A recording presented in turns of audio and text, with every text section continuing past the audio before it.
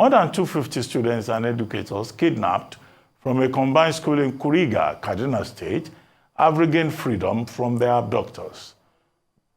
Governor Basani confirmed their release earlier on Sunday, expressing gratitude to President Bola Ahmed Tinubu for his support. He also commended the efforts of the Nigerian Army in the rescue effort. The abducted persons ordeal began on March 7 when government took over 100 individuals, demanding a ransom. Now, after their release, 137 victims are receiving medical care, signaling a hopeful end to the troubling episode. Group Captain Sadeeq Shehu, retired, is an expert on school safety and security, and currently is Chief Executive Officer, Conflict Security and Development Consult Limited. He joins me now to revisit the latest large-scale abduction in the Northwest, the obvious challenges, and what the state governments in that region must begin to do to limit the possibility of future similar occurrence. Good to see you on this Day Live, Group Captain. Thank you for joining me. Good evening. Good afternoon, Dr. Abati.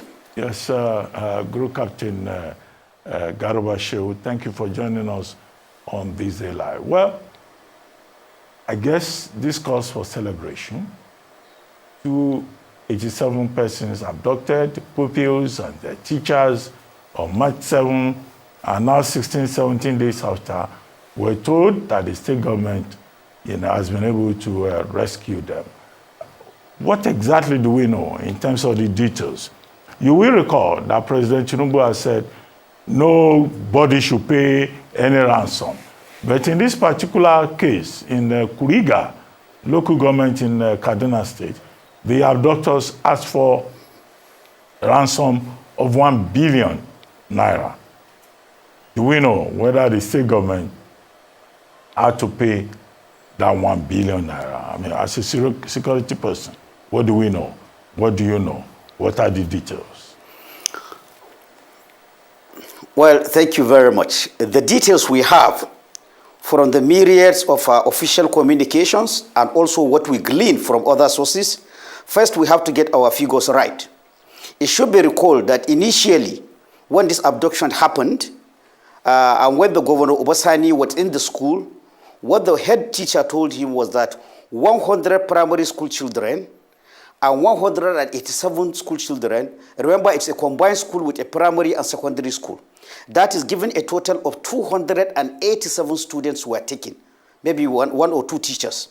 Now, that was the figure that we have been working on. That is the figure that is carried all over the world.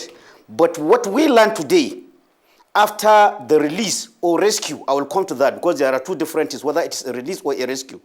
What we are talking about now is not 287, but rather 138, comprising of 76 female and 61 male. This is what was gotten after the fiasco was over. Out of this 138, it has been accepted that unfortunately one person died. So we have 137. So again, this is the first point. In my studies, I follow minutely all abductions that happened in Nigeria.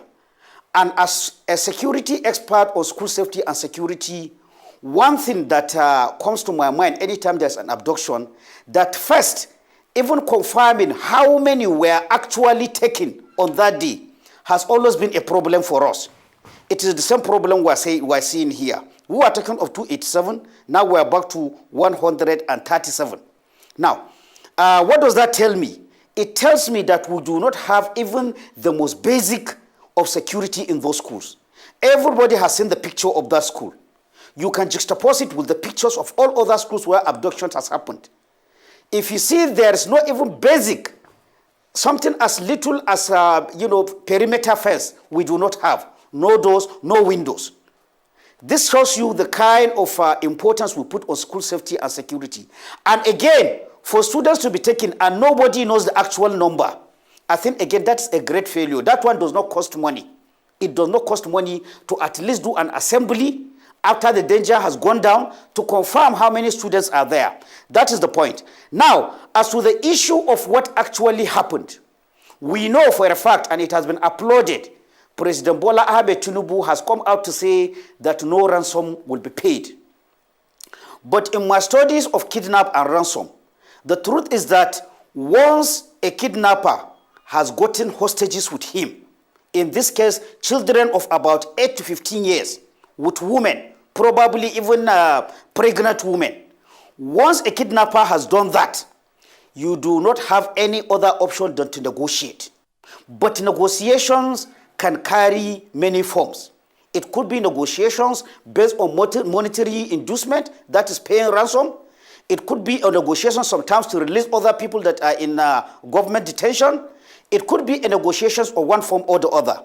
Now, when we look at this scenario with 287, now 138 children, the government is forced to do a kind of negotiation. I say a kind because I don't want to just seclude it to a paying of ransom.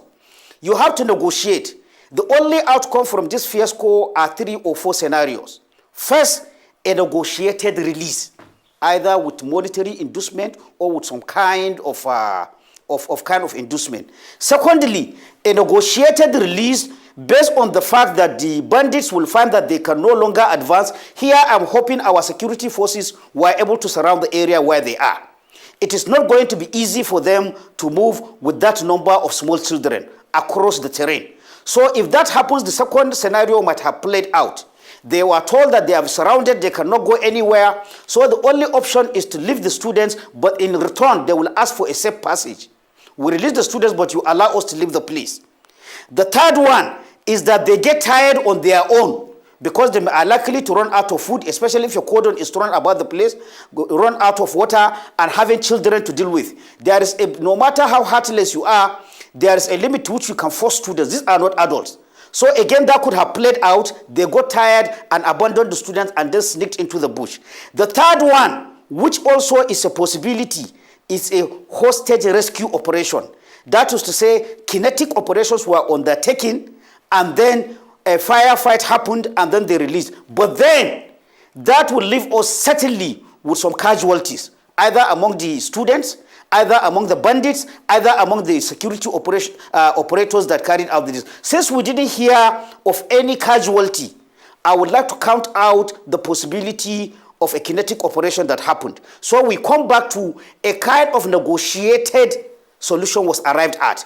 What is what was used as a negotiation on the side of the government, we may never know, because it is not likely we'll hear from the official stake what happened if there's any negotiation done. Even though there are already some sources in the social media that are saying some villagers in the area, they have seen some signs of something that happened there. So these are the issues that we have for now. Okay, Group Captain, what would be your advice to the state government? Because Kaduna has become very notorious as an epicenter for kidnappings. If it's not Kuriga local government, it's Chinkun local government, where people are just being, kidnapped in large numbers. What advice do you have for the Kaduna state government in terms of what can be done? Now, you say we do not know whether it's 1 billion that has been paid or some other amount. But in terms of school safety, we've been talking about this school safety since President Jonathan was president. So why are we on the same spot? Why can't we secure our schools? At the time, they said they were going to build fences. At the time, government said they were going to put soldiers in schools to protect the children. But one case after the other, safety and security remain a problem. Very true, Dr. Abati. Unfortunately, this is the 75th reported case of abduction of students, 75th. And out of that 75, about 53 happened in the Northwest region. That is about over 70% of those kidnapped happened in the Northwest region. Not only in Kaduna, Zamfara, Katsina, Sokoto, all these are liable, and Niger State, they are liable to be. But then, I also want us to be very clear. I am not saying that ransom was paid, but I'm saying a kind of negotiated settlement happened. Going forward, I am happy just before you call me now, I saw a statement from President Bola Ahmed Tinubu. His message was very clear. Schools must be safe and secure. And it is true, since 2012, when we started Safe School Initiative, up to now we are talking about safe school, secure schools. But the reality is that we must accept, apart from high-profile launchings by the civil defense, by the police, by the military of events in Abuja, saying that safe school has started, the truth we must accept is that on the ground, in local schools, there is nothing like safe schools. There is no evidence of safe school. So President Bola Ahmed Tinubu has already sounded the call. When you talk about safe school, there are things that federal government can do. There are things that state governments can do. There are states that local governments can do with regard to primary school. There are even things that the host communities of schools can do to improve school safety and security. We need to move down school safety and security from Abuja to the local district. Anybody that sees the picture of that Kuriga school will know that there is nothing like school safety and security in that place. No fence, no even network to make a phone call, nobody with a radio to call anybody there. So I think we should stop paying lip service about safe school or safe school initiative and actually move to the ground and mobilize school authorities at the federal, state government and local government, including host communities, to do something. Federal government has a work to do. Federal government will say most of the schools are under the state, but federal government also has federal government colleges. I would think that by now, federal government should have shown by through model federal government colleges how a safe school is supposed to be, so that schools will get secured. But even federal government colleges and federal universities are being attacked. They build schools without hostels. They build schools without perimeter fences. So federal government is not also doing its own. But at the same time, also state governments and the level of governments lower than, they also need to see something. We need to bring safe school for not just mere talking, but actually concrete measures that if somebody carries his child, he will say, at least I see a semblance of a safe and secure schools. We do not see that happening on the ground now. Okay, Group Captain, earlier this morning, I spoke with Governor Basani, the governor of Kaduna State. I also spoke with his Commissioner for Homeland Security, Samuel Aruwan. They said they were in a meeting, they are making arrangements and all of that. They are trying to see, what they can do. Now, as somebody involved in this, space, what would be your advice to Governor Sani in terms of what the Kaduna State government should do for the children or the pupils who have been rescued, and also what the state government can do going forward? Going forward, I heard Governor Obasani, with respect, saying that he has talked to the Chief of Army Staff to open a military unit in Kuriga. He has talked with the IGP to open a police post in Kuriga. With due respect, that is not a sustainable solution. Because if I would ask, how many schools do you have in Kaduna State? Are you going to open military units and police units all over? There is a comprehensive way that will adopt an area kind of strategy to cover schools and school safety and security. It is not an issue of opening military units wherever there is, okay, Kuriga has been attacked, now you open a military unit. If there is another attack somewhere, are you going to open a military? It's not going to be sustainable. So what I want to tell you, ask me specifically to Governor Obasani, who is suffering the brunt of this thing. He should go back to see what does safe school plan say. What does the federal government plan say? What is his role as a state governor? What is he supposed to do? From there, he will start looking for the solution to the problem. And not only him. If you look at this, now the children were taken from Kaduna State. We found them in Zamfara State. What does that tell you? This thing has crosses across borders. So all the states of the Northwest, to some extent plus Niger State, I think they have to have a strategized way of confronting state safe schools in the states. It has to be a kind of a zonal approach for all the northwestern states. They have to do their own portion while federal government does its own.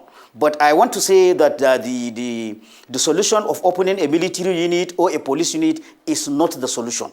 There are tried and tested ways of providing safety and security for schools. And I will call on the governor to look for experts in that area, to look at what safe school plan the federal government has, and then weigh in on the federal government to do its own. Why am I calling federal government? There is a plan that is supposed to be funded for 4 years from 2023 to 2026.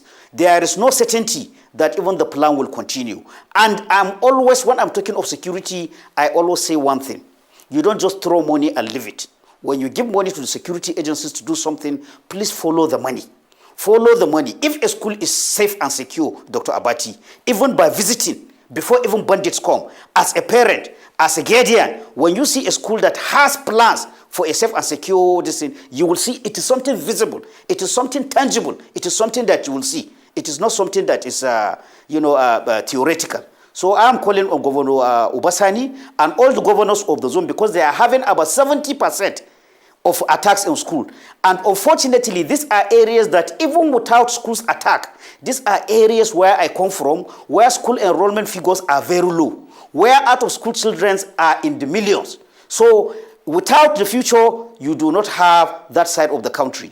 And if care is not taken, even we still have parents who have difficulty sending their children to school, either because of some bad idea or because of poverty. Now, when you add to attacks on school, certainly if care is not taken, you will see a worsening of school dropout, a lower enrollment figures, and then many more out of school children.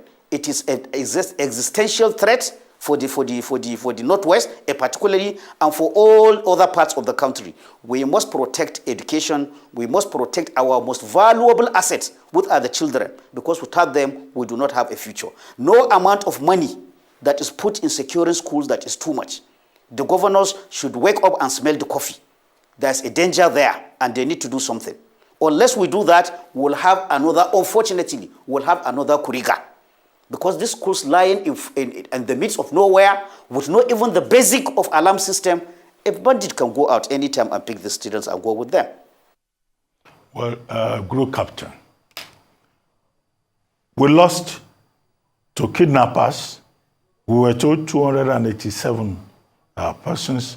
And now when you and I started this conversation, you were not even sure what the exact number is. Some people say 150. Some people say 137 have been rescued. Human beings will disappear for more than 2 weeks in Nigeria, and we don't have an idea. And we're talking about school safety. No, what exactly is wrong with us? We don't even have a register of pupils in a school.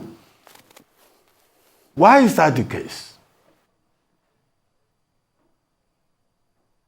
Unfortunately, Dr. Abati, not only in this, when the abduction happened in Kankara and Jengibi, I followed a similar research. What I found in Jengibi, I think for over 2 weeks, there were different figures from federal government, with presidential spokesman Shehu then.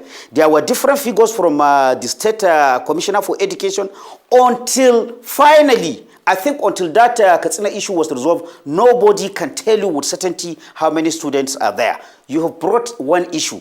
Every register is part of security system in a school.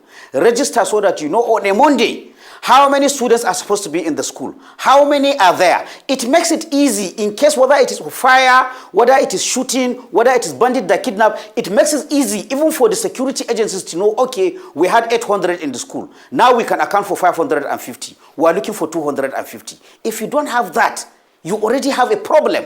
And it is for the same reason. You see, when we go to our buildings, what safety and security say is we have an assembly area. You see an assembly point. We put it in our buildings, but most of us don't even know the need for that. What is the need for that? If there is an emergency, after the danger has gone out, everybody congregates there so that the authorities will count how many people are safe, how many people are not safe. Keeping a register in a building, whether it is federal government secretariat, serves the same purpose. You come in, whether you are a visitor, you sign. I'm going to the 3rd floor. If there's a fire on that building, the fire brigade, they will tell them there are 30 people on the 3rd floor. We have 29. There is one man checking. Please go and check back again. This is the issue. We do not even have that. It is very, very irresponsible, because this number of 287 that was initially given was given by the head teacher to the governor Obasani when he first visited. So from 287, we are moving to 138. Certainly something is wrong. And again, we should understand, government should understand. I am sure I didn't hear, but from what you are saying, some people will not believe this number. Because already there is this lack of trust between the governed people and the citizens of Nigeria. So many people will poo-poo this report that from 287, we are talking of 138. So definitely, these are some of the things I'm saying. A basic register, a basic assembly point to count how many people are there and know, so that you can tell the security agencies, okay, this is the number we are looking for. The other ones are safe. This is the least you can do. And this does not cost a lot of money. All you need to do is to train the children, train the teachers, that after the alarm is sounded, you go and hide. There will be maybe 3 blasts of the whistle. It means the danger is over. There is a place marked assembly point. Everybody goes there. The school authority will take class by class, house by house, floor by floor, so that the person in charge of each floor or each class, whether it is the teacher, whether it is the monitor, will say, sir, we have 15. All our 15 is complete. Class 2B will say, okay, we are 17, but we can see only 13. 4. Who are the 4 people? You check and mark. It is easier. With that information, you even bring professionalism. You bring confidence to the parents who are waiting. But now, in fact, another even research case in the federal government university in Gusau, I think also until that something went out of the headlines, nobody was sure how many students were taken. Nobody was sure. I followed these things on my own. Nobody was sure. And it is very, very bad. Like you said, we are not counting oranges. We are not counting eggs. We are counting children in school. The school authority at any time T, they should be able to know how many is the total of students in the school, how many are in each class, how many reported on Monday. Of course, the numbers of Monday may be different from Tuesday. Somebody falls sick, somebody has traveled, all those. But these are issues. If you don't have that, that is the basic security measure that you can put. Knowing the number of the students you have. Because I don't know whether it is because we have a large population of 200 plus million. Maybe that's why a few numbers, if 20 are taken and we're able to get 14, the other 6, we can sacrifice them. I think that is what we are seeing. That is what we are seeing. In other countries, if 1,000 people are missing and you bring back 999, people will still look for that one person because it's a face, it's a name, it's the daughter, it's the son, it's the husband and somebody. But in Nigeria, Dr. Abati, I challenge you to look. Whenever the story blows out of the media, we forget the ones that have been rescued, fine. The ones that have not been rescued, we move to another incident. That is what is happening all the time. Well, Group Captain, before we begin to wrap up, now President Tinubu says nobody should pay any ransom. You described 3 possibilities. You said, okay, you ruled out the kinetic option. You said, we have not been told that anybody died.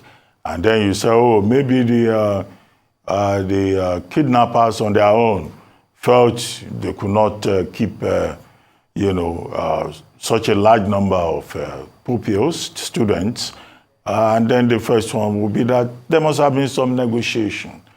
Do you think, really, that the president, he was just speaking as commander-in-chief, don't give money, we are not encouraging kidnappers. What really is the real thing? Was the president actually just bluffing? Well, unfortunately, kidnap for ransom is a global problem. In fact, some countries more than Nigeria, like Mexico, like Italy, like these Western countries, they used to have the problem more than Nigeria. So global practices evolve over the issue. What is the best way to handle kidnap for ransom? Now, it is easy. What most governments do, and I think that is what President Bola Ahmed Tinubu is doing, is that at the government level, official level, the government will not be involved in payment of ransom. But even that, it depends on what kind of ransom. To be honest with you, there will be huge political pressure if, for example, children of 5 years old are taken. If a woman with pregnancy is taken, it will be a president, the Lionheart, who will come out and tell Nigerians that, okay, these people said we should pay ransom, but I am not paying it. It's not going to be easy. But most governments adopt that, at least at the official level. We are not going to negotiate. But what normally happens is that once a kidnapper has taken somebody and that person is beyond control, you have 2 options. This negotiation, you may call it payment of ransom, or you storm the place and take the hostages by force. But again, experience has shown, as we saw in the Russian Beslan massacre of 2002 and 2004, where Russian special forces stormed a theater to release this thing, the chances of success of actually storming a place when kidnappers already have hostages and secure, because what is success in that operation? Success in that operation is getting the hostages out safe and secure. It is not a success if you kill the 10 bandits and the 50 children. It is never a success. In fact, it is not a success if you rescue 50 and then you kill 30, including bandits. So the issue is that most countries, they shy away from this issue of storming a place. In any case, it is a province of specialized military or police units that are called hostage rescue teams, with specialized equipment, with specialized gadget. But even with them, as we saw in Russia, there is still no certainty. Your best chance is a 50-50 chance. You may kill, what they say, throwing out the baby and the bathwater. I have heard some Nigerians saying that, okay, if that is the price we should pay. But in all honesty, when you hear people saying this, that discussion, I always challenge them. If your son is there, if your daughter is there, if your wife is there, will you stand us? I think most people will not take that stand. So what do? Again, we have tried the option of outlawing, saying that payment of ransom is outlawed. Again, other countries have tried it. The United States was among the latest that tried and abandoned that. So what do? You still maintain the government stance. The government on its own will not be involved in payment of ransom. But at the same time, you have to look the other way. When private citizens, family members, relatives, and friends, they combine money and say they are going to pay. This is what obtains in most of the countries. There is the official stand, then there is what other people can do. But even in the official stand, there is no yet the history of any country that has not paid the ransom or the other. It depends on the circumstances. It depends on what kind of hostages are taken. Like I said, some hostages are more, they cause more empathy than others. If it is adults, men, that were taken, people can take a lot of pressure. But where you take women, pregnant woman, they put a picture of a pregnant woman, a woman waiting delivery, but she's with bandits. I think it is very difficult to come and make a hard point. So sometimes you make the official decision, then find backwaters of, it's not an easy thing for the president. It's not that easy, but in general, I have led to you what happens in kidnap for ransom, not only in Nigeria, all over the world. You cannot legislate and say it is outlawed. Our lawmakers started, but they abandoned it because definitely it's not a doable solution. Italy go forward even as after outlawing, saying that if a family member is taken, they will freeze the account of those family members to make sure they don't pay ransom. But still somehow, people, because of loved ones, because of affinity, because of blood relations, and because they have the means, and because they know the government on its own cannot extricate those people, they end up paying. Well, Group Captain Shehu, let's go back to Kaduna State. Now, we don't know the number of persons who have been rescued. Maybe we'll get the exact number at some point. What will you advise Governor Basani to do in terms of rehabilitation, counseling, advice to the family, and all of that, as we wrap up? Okay, as I round up, on the numbers, Defense Headquarters has come out to give this number of 138, of 76 female and 61 female. I had the presidential spokesman on BBC Hausa also giving this number. I have not heard from Kaduna State government, because I've been following this thing, how many are the number. I think when Ubasani did his thing, he scattered away. He didn't mention a number. He just thanked everybody. Now, you said going forward, what was the line of the question? Yes, what will you advise the state government to do in terms of counseling, rehabilitation, welfare for the people who have been rescued? Exactly. When you look at the pictures of those children in the car, they are looking emaciated. They are looking harassed. So there are also, in part of school safety and security, it's not only security of guns and there's also the psychological part of it. School and safety professionals always emphasize that after such a trauma, the children and all the people that were involved, they should be given psychological care. They should be given support, because if not, There will be not only for the children, even for the parents. Mind you, I'm from that region. I know there are parents that even now, they don't want to send their children to school. So there's a lot of counseling that needs to be done, you know, to ensure that the parents and the psyche of the children is not there. They should see a psychiatrist, they should check their health, and then a lot of goodwill message. And how can Obasani do that? He has to show what is he doing. Again, I emphasize, without meaning to embarrass anybody, when you see the school in Kuriga, you know there's nothing like safety and security there. There's nothing like safety. In fact, with due respect, that school, some people cannot keep, people that keep this Alsatian dog, they will not keep their Alsatian dog there. In that school that I saw, people that keep dog and cat as pet, you will not carry your cat and keep there. So it was a place that was ready to be taken. And it is not only that school. Most schools are that. We all know, I mean, primary schools, even the ones we attended. I attended a local school. When I go now and see how the school is, I mean, I will just shake my head. We are not putting our money where our mouth is. Like you rightly pointed out, since 2012 after Chibok, we are saying Safe School Initiative. And unfortunately, people have been forgetting who brought the Safe School Initiative. It was foreigners. Foreigners brought it. The former Prime Minister of Britain, he was the one who mobilized funds and came there. And the federal government gets some counterpart funding. So they are even more concerned than us. But since after that, what did we do? We didn't do anything in practically securing our schools. There is nothing like that. Well, please, we should really talk to ourselves. The federal government should play its part. State governments play their part and key into the actual provision of safety and security in our schools, because that is where we put our most prized possessions, our children. On that note, I would like to thank you very much, Group Captain Sadeeq Shehu, for joining us on This Day Live, this Sunday talk show.